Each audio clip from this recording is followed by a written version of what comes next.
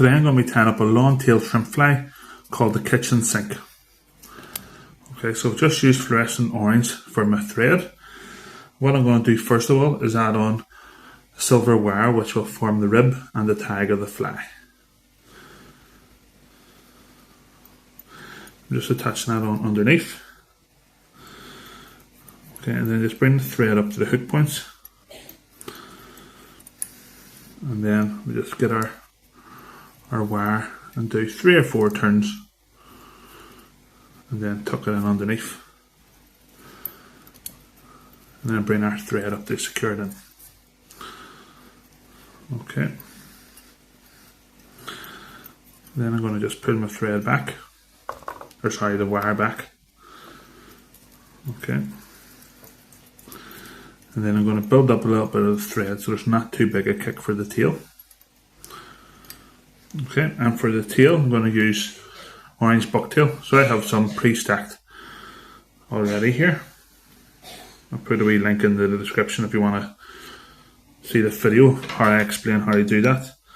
Save a wee bit of time. Also really handy for pre-mixing. Okay, it's quite a light tail here, so something about twice the length of the shank should be fine. And I'm going to bring the thread a little bit further back and tie it in. Then I can make any adjustments as needs be. And then I'll start bringing that up to the tail. As you get close to the tail, get a bit of super glue and put on the thread. And that means the super glue will actually hold the bucktail in place, preventing it from splaying. Because if you put pressure on, it'll splay.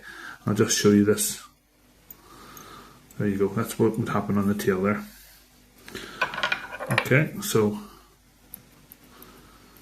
just trim off the excess here. Don't have to be too neat as the thread will cover it. Okay, and then I'm going to take a few strands of pearl crystal flash. I've got 3 here, that should be plenty. I'm going to put that on top and go back down to the tail. And then just cut it shorter than the tail length. It could be half the tail, it could be 3/4 of the tail, it's entirely up to yourself. And again, keep neatening up that body as you go along. Okay. As I bring that thread down, and then as I'm going down the body, I'm going to bring on black floss on top. Okay, and this will be the main part of the body. Now, I'm going to keep the rib there, but I'm going to create a bit of a butt. So I'm only going to do it about this far here. And I'm going to have my silver wire going over the butt to help secure it, as it won't be varnished. Then my thread's brought down to the head here. Okay, so I'm just going to wind on my floss now. Okay, just in overlapping turns. Bring it down the body. If the floss starts to unravel, you can always twist it in your hands as you go down the body.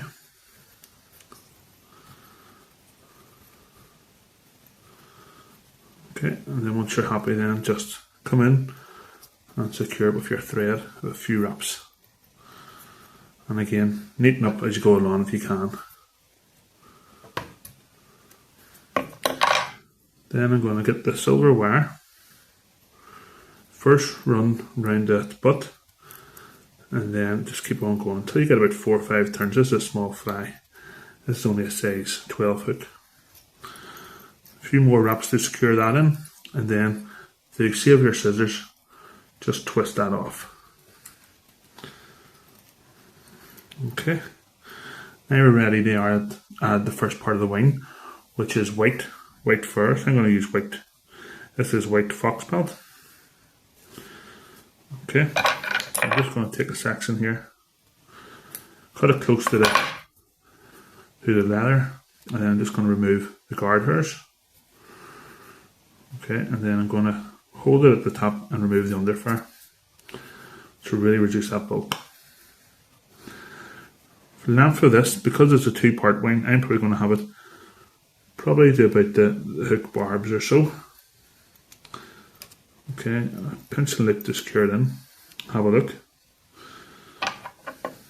Then I'm going to trim it off. Okay. And then the overwing is going to be black. So again, I'm using black fox pelt.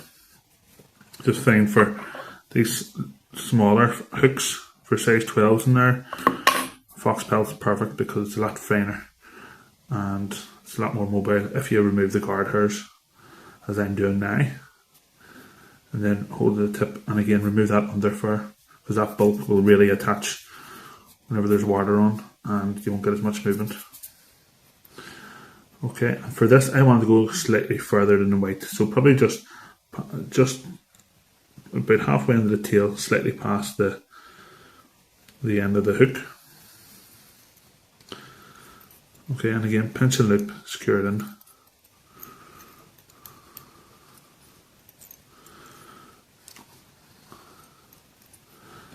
Just check you're happy with that there. I wet my hair is quite a bit to see, so it's probably not the best for camera, but it's easier for me to judge the profile and to also get a better cut.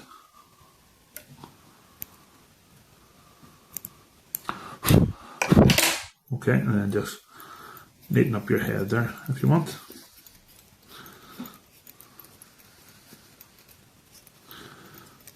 Okay, happy enough with that profile. Next thing is going to be adding on a hackle. So I always wax my thread whenever I'm putting on a hackle. Okay, and what I'm going to do is, it's silver badger. So what I do is, I just bring out the barbs, so they're 45 degrees out, and then just break off that tip. Then I secure in at that tip with a few turns going forward, bring it back, and then that means that stalk is doubled on. If there's any wee fibres going forward, just neaten them up if you want, or you can pull those back later on. Okay, now you just get our scissors and just run that along the centre of the feather, and that will start to train those barbs inwards. Okay, and then we can just wrap our hackle. Okay, I'll probably do 3 turns for this one. Okay, so 1, 2, and because I know I'm going to be cutting the next one, I'm going to just remove a section of the hackle that I think would be excess, just to get a neater cut. Okay, and then just the last turn. And then come in with your thread.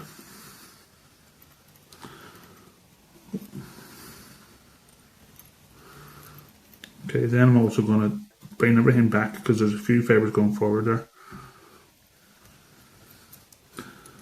I'm going to do another few wraps, and that will get it even more secured.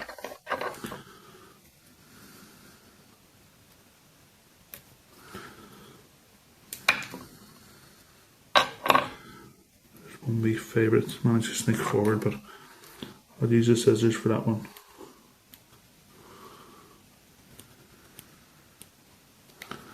Okay, I'm just going to add on jungle cock eyes. So I have 2 prepared each side. And just lightly wrap them in, just a few light wraps to see how you get on first of all. Okay, if you're happy enough.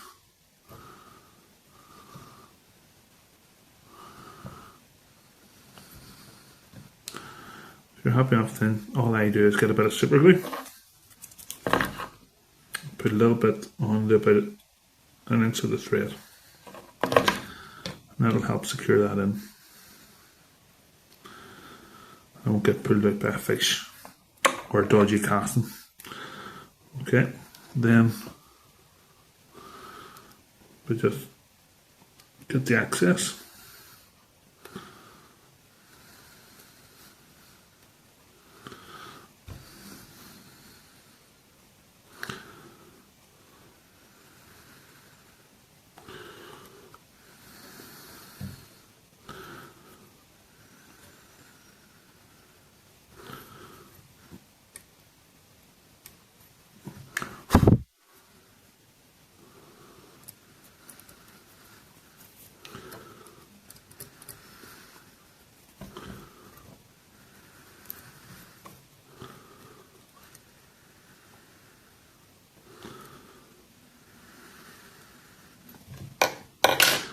Okay, and then we just start to build our head up.